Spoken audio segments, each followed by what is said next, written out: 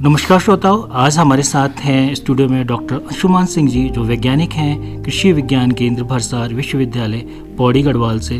Doctor साहब, आपका बहुत बहुत स्वागत है हमारे सभी श्रोताओं की तरफ से। धन्यवाद सर। श्रोताओं, आज हम डॉक्टर साहब से एक ऐसे विषय में बात करने वाले हैं जो कि फलदार वृक्षों के रिलेटेड होगा और जो इस टेम्परेचर मतलब इस मौसम से रिलेटेड, यानी कि शीतकालीन फलों के जो पौधे हैं उनका रोपण और प्रबंधन के संबंध में। क्योंकि डॉक्टर साहब ने कहा ये मौसम शीतकाल का चल रहा है, तो इस समय कौन कौन से पौधे हम लगा सकते हैं, क्या ये सारी जानकारी हमारे श्रोताओं को दी जाए तो बहुत ज़्यादा अच्छा रहेगा। तो इसी विषय पे डॉक्टर साहब से आज बात करते हैं। डॉक्टर साहब, सबसे पहले हमारे श्रोताओं को आप बताइए शीतोष्ण फल कौन कौन से हैं तथा इनका रोपण कब किया जा सकता है। जी धन्यवाद सर।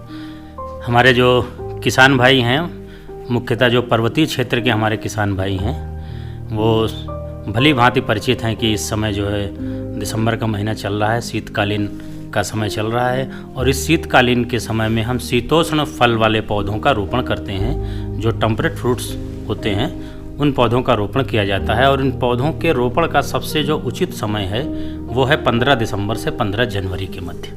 तो शीतोष्ण फलों में जैसे हम सेब है, अखरोट है, बादाम है, नाशपाती है, कीवी है, प्लम है, खुबानी है इत्यादि टेम्परेट फ्रूट्स के पौधों का हम रोपण करते हैं। जी जी डॉक्टर साहब, तो ये सारे शीतोष्ण फल के पौधे हुए, मतलब टेम्परेट रीजन के पौधे कहलाते हैं, जो सर्दियों में लगाए जाते हैं। तो इनका रोपण में क्या क्या खास बात हमारे किसान भाइयों को रखनी चाहिए, या कौन कौन से शीतोष्ण फल के बगीचे हमारे किसान भाई, जैसे भी आपने कहा 15 दिसंबर से लेके जनवरी तक का जो टाइम है, कौन कौन से पौधे लगा सकते हैं। सर, इसमें जो शीतोष्ण फल के पौधे हैं उनका बगीचा हमारे किसान भाई जो लगाएंगे, वो सेब हो गया, नाशपाती हो गया, खुबानी हो गया, अखरोट हो गया, बादाम हो गया, कीवी हो गया इत्यादि पौधों को हम लगा सकते हैं।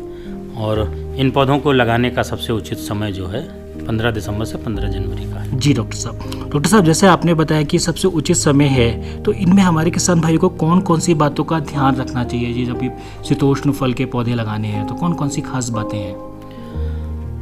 देखिए, जो हमारे किसान भाई हैं उनको जो मुख्य बात का ध्यान ये रखना है कि जैसे किसी किसान भाई को फलदार वृक्ष का बगीचा लगाना है जी, और शीतोष्ण फल वाले पौधों का बगीचा लगाना है, तो सर्वप्रथम तो किसान भाइयों को अक्टूबर के महीने में प्लानिंग कर लेनी चाहिए जी। यदि हम कोई भी काम करते हैं तो योजनाबद्ध तरीके से करेंगे तो ज़्यादा जो है सक्सेस होगा। और यदि हमारी योजना उत्तम होती है तो हमारा 50% कार्य जो है पूर्ण हो चुका होता है। तो अक्टूबर के माह में सबसे पहले हमारे किसान भाई प्लानिंग करें। और प्लानिंग में जो है सबसे जो महत्वपूर्ण बिंदु है वो यह है कि उनका जो है खेत कैसा है, किस ढलान पे है, वहाँ की जलवायु कैसी है, मृदा कैसी है इत्यादि चीज़ों का ध्यान में रखते हुए ही हम बगीचे और फसल का निर्धारण करते हैं कि कौन फलदार वृक्ष लगाने हैं और किस हाइट पे लगने हैं, कौन सी प्रजातियां लगनी हैं। तो सबसे पहले जो हम प्लानिंग कर लेंगे। प्लानिंग के पश्चात में हम लेआउट बनाएंगे अपने खेत के अनुसार। लेआउट बनाने के पश्चात में नवंबर माह में जो हम गड्ढे कर लेते हैं और दिसंबर माह में गड्ढों को भर लेते हैं और 15 दिसंबर से 15 जनवरी के मध्य पौधों का हम रोपण करते हैं। जी डॉक्टर साहब, बहुत अच्छी जानकारी दी है आपने हमारे श्रोता को। सबसे पहला स्टेप किसी भी काम को करने के लिए प्लानिंग होता है। अगर हमारी प्लानिंग अच्छी है तो मोर देन 50% से ज़्यादा हमारा काम हो जाता है। तो डॉक्टर साहब, सबसे पहले प्लानिंग कर ली कि हमने चलो ये पौधे लगाने, तो पौधा लगाने के लिए सबसे पहला काम होता है कि गड्ढा करना। हाँ जी। तो हमारे किसान भाइयों को गड्ढा करने से लेकर किस महीने में करना चाहिए और क्या क्या इन बातों में ध्यान रखना चाहिए गड्ढा करने के लिए। सर, इसमें ध्यान ये रखना है कि जैसे नवंबर का महीना चल रहा है जी, तो नवंबर के माह में हमें जो है अपने खेत का लेआउट करना है और लेआउट करने में ये निर्धारण करना है कि कितनी दूरी पर पौधा लगना है, पौधे से पौधे की दूरी, लाइन से लाइन की दूरी। तो हमको जो है 15 से 20 सेंटीमीटर की, मतलब लगभग 1 फीट की जो है स्टिक काट लेनी है। उस हिसाब से जो है निशान लगा देने हैं और वहाँ पे गड्ढे करा देने हैं। जो गड्ढे हम कराएंगे, गड्ढा खोदेंगे, वो कार्य हम नवंबर के माह में करेंगे। और जो गड्ढे की गहराई और चौड़ाई होगी वो लगभग 1-1 मीटर रखते हैं। और 1 मीटर हम इसलिए रखते हैं ताकि अगर हमारे पर्वतीय क्षेत्रों में जब भी हम गड्ढा करते हैं तो कोई चट्टान, रॉक और पत्थर भी हो सकते हैं, ताकि हम पौधरोपण कर देंगे उसके 2-3 साल बाद पौधा सूखने लगता है। तो इसलिए जो है कम से कम जो गड्ढे की गहराई करें और उसकी जो चौड़ाई हो गड्ढे की वो 1 मीटर रखनी अति आवश्यक है। और इसका जो है हमें विशेष ध्यान रखना है कि नवंबर माह में हमें गड्ढे कर देने हैं और उसके पश्चात में दिसंबर माह में उन गड्ढों की हम भराई करते हैं। जी डॉक्टर साहब, जैसे आपने कहा कि अक्टूबर में हमने प्लानिंग कर ली, नवंबर में हमने गड्ढे कर लिए, फिर जो अब आती है गड्ढों की भराई की बात, तो हमारे किसान भाइयों को गड्ढे की जो भराई करनी है इसमें भी कुछ खास ध्यान रखना पड़ता है? क्या क्या चीज़ डाली जाती है उनके भराई के लिए? हाँ जी, बिल्कुल ध्यान रखना है। हमारे किसान भाई जो नवंबर माह में गड्ढे करते हैं, जब हम 1 मीटर गहरा गड्ढा करते हैं तो उस गड्ढे की जो मिट्टी होती है उसको हम निकाल के इधर उधर नहीं फेंकते हैं, गड्ढे के पास ही रख लेते हैं और उस मिट्टी से जितने कंकड़ पत्थर होते हैं उन सबको हम हटा देते हैं जी। और वो मिट्टी रखी हुई होती है। तो नवंबर से दिसंबर के माह के मध्य में जो गड्ढा है उसमें जो सूर्य की रोशनी लगती है, जो हानिकारक जीवाणु होते हैं वो मर जाते हैं, इसलिए हम उसको 1 महीने के लिए खुला छोड़ते हैं। जी। और दिसंबर माह में जो हम गड्ढे की भराई करते हैं तो जो हमने मिट्टी निकाल के रखी थी उसी मिट्टी में हम 25 से 30 किलोग्राम सड़ी गोबर की खाद या वर्मी कंपोस्ट को हम मिलाते हैं भली भांति। मिलाने के साथ ही साथ उसमें हम 500 ग्राम सिंगल सुपर फास्फेट SSP के नाम से आता है उसको मिलाते हैं। और यदि आपको SSP नहीं मिल पाती है किसी किसान भाई को तो 20-20-20 का 20-20 का NPK का मिक्सचर आता है, नाइट्रोजन फास्फोरस पोटास का, वो अगर मिल जाता है तो 100 ग्राम प्रति गड्ढे की दर से हम उसको मिला करके और गड्ढे को भर देते हैं। गड्ढे को भरते समय ध्यान ये रखना है कि गड्ढे को बराबर नहीं भरना है, गड्ढे को ज़मीन से 4 से 6 इंच उठाकर भरना है, ताकि जब हम पौधा लगाएं और पानी डालें तो हमारे पौधे के पास में गड्ढा ना बने और वो मिट्टी जैसे ही हम पानी देंगे, सिंचाई करेंगे तो मिट्टी बैठेगी और वो अपने लेवल में आ जाएगी। तो जब भी गड्ढे की भराई करें तो 4 से 6 इंच उठा करके ही गड्ढे की भराई करें। जी किसान भाइयों, गड्ढे की भराई करने की बात हो गई, जिससे जैसे डॉक्टर साहब ने बताया उसकी भराई करने में भी क्या क्या चीज़ आपको मिलानी है और बहुत ज़्यादा उसमें सावधानी बरतनी होती है। डॉक्टर साहब, गड्ढे की भराई हो गई, इसके उपरांत अब हम जो पौधा लगाने वाले हैं तो पौधे का कोई उपचारित किया जाता है, उसमें कोई ट्रीटमेंट किया जाता है लगाने से पहले, या डायरेक्ट ही हमारे यहाँ प्लांटेशन कर दिया जाए? हाँ, ये अति महत्वपूर्ण प्रश्न है आपका।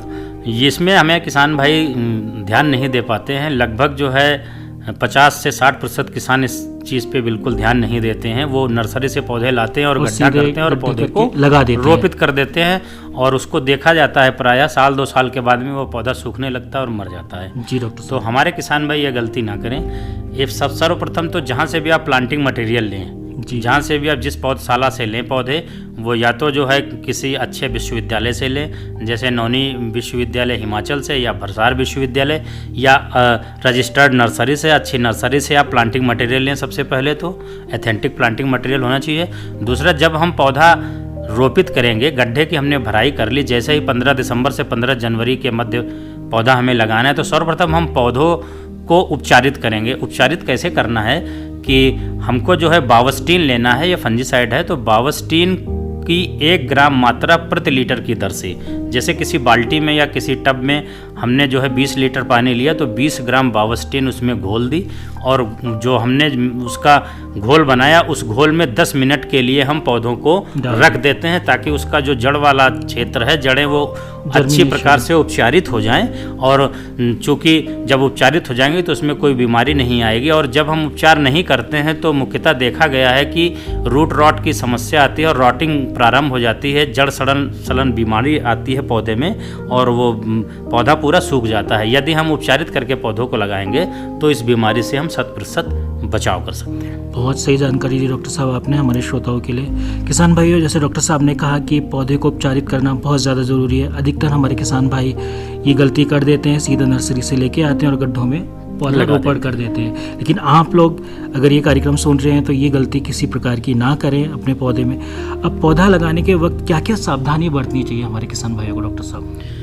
देखिए, हमारे किसान भाई ध्यान रखें, जब भी हम पौधे का रोपण करें तो उस पौधे को रोपण करते समय हमने देखा है अगर उन्होंने 1 मीटर गहरा गड्ढा किया है तो वो बिल्कुल ध्यान नहीं रखते हैं और पौधे को सीधा रख देते हैं और अच्छे से मिट्टी से दबा के बंद कर देते हैं। होता ये है कि जो हमारे ग्राफ्टेड पौधे होते हैं, जो प्रोपोगेटेड पौधे आते हैं ग्राफ्टेड, उनमें क्या होता है कि जो रूट स्टॉक होता है और मातृवृक्ष और उस पर जो साइन ग्राफ्ट किया जाता है, जो ग्राफ्टेड का यूनियन पोर्शन होता है वो पोर्शन भी कभी कभी किसान भाई लगाते समय गड्ढे के अंदर तक चला जाता है और वो ज़मीन के संपर्क में आता है और वो बंद हो जाता है। उससे क्या होता है कि रूट स्टॉक से और साइन स्टिक से जहाँ पे उसका यूनियन पॉइंट है, जुड़ाव है, वहाँ से नए नए सूट्स निकल आते हैं, कल्ले निकल आते हैं। तो जो हमारी ग्राफ्टेड वैरायटी है वो ऊपर रह जाती है और रूट स्टॉक से नए कल्ले निकल आते हैं मातृवृक्ष से, तो वो जो है आपके फलत को प्रभावित करते हैं। तो जो प्रजाति हम लेके आए हैं वो प्रजाति नहीं रह जाती। इसलिए जब भी किसान भाई कोई पौधा लगाएं तो जो आपका ग्राफ्ट पोर्शन है वो ज़मीन के संपर्क से कम 6 इंच ऊपर रहना चाहिए, वो ज़मीन को टच नहीं करना चाहिए। जी डॉक्टर इस साहब, चीज़ का विशेष आप ध्यान रखेंगे। किसान भाइयों, जैसे डॉक्टर साहब ने बताया कि ग्राफ्टेड जो पौधा है उसमें जब भी आप उसको भर रहे हैं गड्ढे के भरने किस तरीके से लगाएं, तो ये बहुत ज़्यादा ध्यान रखने वाली बात जो डॉक्टर साहब ने अभी बताई। आशा है कि आप लोग इसका ध्यान रखेंगे। डॉक्टर साहब, जैसे हमारे कई किसान भाई इस समय सेब का बगीचा लगाना चाह रहे हैं, तो कौन कौन सी प्रजातियाँ वो लगा सकते हैं? और उसके लिए कुछ प्रजातियाँ जैसे कुछ गर्म में लगाई जाती है, कुछ ठंडी में लगाई जाती हैं, तो अलग अलग प्रजातियाँ कौन सी हैं, किस तरह से लगा सकते हैं वो? इसमें सर क्या करते हैं, जैसे सेब की जो उन्नतशील प्रजातियाँ हैं वो हाइट के हिसाब से हैं, क्योंकि टेम्परेट फ्रूट क्रॉप है तो सेब में जो है एक चिलिंग रिक्वायरमेंट की आवश्यकता होती है। तो समुद्र तल से जो ऊंचाई होती है उसके अनुसार में प्रजातियां हैं। तो उसके में जैसे आपका कोई किसान भाई है हमारे पौड़ी जनपद का या कहीं का भी जहाँ पे थोड़ा गर्म इलाका है, जहाँ पे टेम्परेचर 35 से 40-45 डिग्री सेल्सियस तक जाता है, वहाँ के लिए गर्म इलाके के लिए कुछ सेलेक्टेड वेराइटीज़ हैं, जिसमें जो है अन्ना माइकल है, हरिमन 99 है, साथ में उसके हम पॉलिनाइजर के रूप में डोरसेट गोल्डन का प्रयोग कर सकते हैं। इन प्रजातियों को लगा करके गर्म इलाकों में भी हम सेब का उत्पादन ले सकते हैं। जहाँ तक हम जो अपने ठंडी वाले इलाके हैं उन इलाकों के लिए समुद्र तल से ऊंचाई जैसे 4500 से 6500 मीटर की ऊंचाई पर हम रेड चीफ है, ऑर्गन स्पर है, जीरो माइन है, किंग रॉट है, स्कारलेट है, गेल गाला है इत्यादि प्रजाति लगा सकते हैं। 6500 से 7200 में red delicious, Granny Smith, royal delicious, top red, super chief, Gale Gala. 7000 feet से ऊपर वाली ऊंचाई पे रॉयल डेलिशियस, टॉप रेड और जेरोमाइन, और 8000 फीट से जो ऊपर के एरियाज़ हैं उसमें हम हैप्का वैरायटी लगाते हैं। साथ ही हमारे किसान भाई को सेब का बगीचा लगाते समय ध्यान ये रखना है कि जब भी हम सेब का बगीचा लगाएं तो कम से कम 2 से 3 प्रजातियां लगाएं, और जब 2 से 3 प्रजातियां लगाएंगे तो उसमें पॉलिनाइजर वैरायटी हमें ज़रूर लगानी है। पॉलिनाइजर वैरायटी में हम Red Gold, Golden Delicious, Granny Smith, Gold Chief, Pink Lady, Red Spur इत्यादि प्रजातियों को लगाएं। और जब भी हम सेब का बगीचा लगाएं तो प्रत्येक 5वें पौधे के बाद में जो छठा पौधा लगेगा वो पॉलिनाइजर का अवश्य लगाएं, ताकि पॉलिनेशन भली भांति हो सके और आप अच्छे से अच्छा उत्पादन ले सकें। जी डॉक्टर साहब, हमारे किसान भाइयों को थोड़ा आप ये पॉलिनाइजर के बारे में थोड़ा खुल के बताएं, कुछ चीज़ क्या चीज़ है? जैसे कि सेब की हमने अलग अलग प्रजातियाँ आपने बताई, उसमें पॉलिनाइजर का एक बहुत बड़ा रोल होता है कि अगर पॉलिनेशन नहीं हो पाएगा तो फिर आगे फ्रूट्स कैसे आएंगे? किसान भाइयों, ये अत्यंत ही महत्वपूर्ण प्रश्न है। जब हम पॉलिनाइजर की बात करते हैं, जैसे हम जो सेब की प्रजातियां लगाते हैं उसमें पॉलिनाइजर इसलिए लगाते हैं ताकि जो है जब फ्लावरिंग आए तो फ्लावरिंग के समय में जो हमारा पॉलिनेशन होता है, फर्टिलाइजेशन होता है, फ्रूट सेट होता है, तो वो भली भांति हो सके। यदि पॉलिनाइजर वैरायटी नहीं लगाएंगे तो पॉलिनेशन कम होगा, और जब पॉलिनेशन कम होगा तो फ्रूट सेट नहीं होगा और आपकी यील्ड प्रभावित होगी। तो कुछ सेलेक्टेड पॉलिनाइजर जो वेराइटीज़ हैं उनको लगाना अति आवश्यक है, जो कि मैंने बताई, जिसमें से Red Gold, Golden Delicious, Granny Smith, Gold Chief, Pink Lady, Red Spur, ये सारी पॉलिनाइजर वैरायटी हैं। तो जो भी सेब का बगीचा लगाएं तो वो पॉलिनाइजर वैरायटी लगाएं। जैसे 100 पौधे आप लगाते हैं तो 25 से 30 पौधे जो है आपको पॉलिनाइजर के लगाने ही लगाने हैं। जी किसान भाइयों, बहुत बहुत धन्यवाद डॉक्टर साहब, आपने बहुत अच्छी जानकारी दी। डॉक्टर साहब, अब हमारे जो किसान भाई हैं, इस समय सेब की बात हो गई, इस समय जहाँ तक है नाशपाती और अखरोट के भी पौधे लगाए जाते हैं, इसमें कौन कौन सी प्रमुख प्रजातियां उपलब्ध हैं जो हमारे किसान भाई लगा सकते हैं? जहाँ तक नाशपाती की हम बात करते हैं तो नाशपाती में जो उन्नतशील प्रजाति हैं जो जिसका सक्सेस परसेंट बहुत अच्छा है, यील्ड बहुत अच्छी आ रही है प्रेजेंट टाइम में, उसमें है पैखम, एबॉट फैटल। ये प्रजातियां लगा सकते हैं किसान भाई। दूसरा हम बात करते हैं अखरोट की, वॉलनट की। तो वॉलनट में क्या है, पहले ट्रेडिशनल जो अखरोट का बगीचा लगाया जाता था उसमें जो है फलत 5 से 7-8 साल में आती थी। इस समय जो नई वैरायटीज़ निकली हैं वॉलनट की, उनमें से CITH वॉलनट 1 है, CITH वॉलनट 2 है, 3 है, 4 है, 5 है, 6 है, 7, 8, 9, 10। ये जो प्रजातियां निकाली गई हैं CITH से, central institute for temperate horticulture Srinagar से, ICR का रिसर्च सेंटर, वहाँ के वैज्ञानिकों ने जो प्रजातियां विकसित की हैं, ये 3 से 5 साल में ही फलत आना प्रारंभ हो जाती है। और जब पौधा 18 से 20 साल के होते हैं उस समय जो है 60 kg पर प्लांट यील्ड इनसे मिलती है और इनका जो है इन प्रजातियों का रिज़ल्ट बहुत ही अच्छा है। तो CITH वॉलनट की जो प्रजातियां हैं 1 से लेकर 10 तक, वो हमारे किसान भाई ले सकते हैं और ले करके लगा सकते हैं। जी जी, बहुत धन्यवाद डॉक्टर साहब, आपने बहुत अच्छी जानकारी हमारे किसान भाइयों को दे रहे हैं। डॉक्टर साहब, जाते जाते के आखिरी प्रश्न और हमारे किसान भाइयों की तरफ से, यदि हमारा कोई किसान भाई कीवी का बगीचा लगाना चाहता है तो कौन कौन सी प्रजातियाँ उत्तम हैं तथा कितनी दूरी पर लगानी चाहिए? जहाँ तक हम कीवी की बात करते हैं तो कीवी में जो हमारी प्रजातियाँ हैं उसमें एलिसन और तोमरी, ये 2 नर प्रजातियाँ हैं। और मादा प्रजातियों में हैवार्ड है, मॉन्टी है, ब्रूनो है, एबॉट है। एलिसन मेल भी वैरायटी और फीमेल भी है। और जब भी हम कीवी की बात करेंगे तो कीवी में हम जो पौधरोपण करते हैं वह 9/1 का या 10/1 के रेशियो में रखते हैं। या तो आप 9 मादा पौधे लगाइए, 1 नर पौधा लगाइए, या 10 पौधे भी लगा सकते हैं, 1 नर का पौधा लगाएंगे। और अगर हम इस रेशियो में पौधे नहीं लगाते हैं तो हमारा पॉलिनेशन और फर्टिलाइजेशन नहीं हो पाएगा, जिससे जो है हमारा फलत प्रभावित होगी। तो हमारे किसान भाई जो हमारे उत्तराखंड की अगर हम बात करते हैं और या फिर हिमाचल की है और आपका जम्मू है, तो यहाँ पे जो हमारा कीवी की वैरायटी जो सक्सेस है सर्वाधिक वो है एलिसन और हैवार्ड। इनका रिज़ल्ट बहुत ही अच्छा है। एलिसन हैवार्ड आप लगा सकते हैं और लगा करके जो है जो हमने रेशियो बताया 10/1 9/1 पे ही लगाएं। और इनका जो हम दूरी रखते हैं, पौधे से पौधे की दूरी 6 मीटर रखते हैं और लाइन से लाइन की दूरी 4 मीटर रखते हैं। इस प्रकार से लगभग जो है हमारे 416 पौधे कुल लगेंगे 1 हेक्टेयर में, जिसमें से 375 पौधे फीमेल लगेंगे और 41 पौधे मेल लगेंगे। और जो हमारी उपज आएगी, उत्पादन होगा, वो 375 पौधों से ही होगा, जो कि फीमेल प्लांट्स होंगे।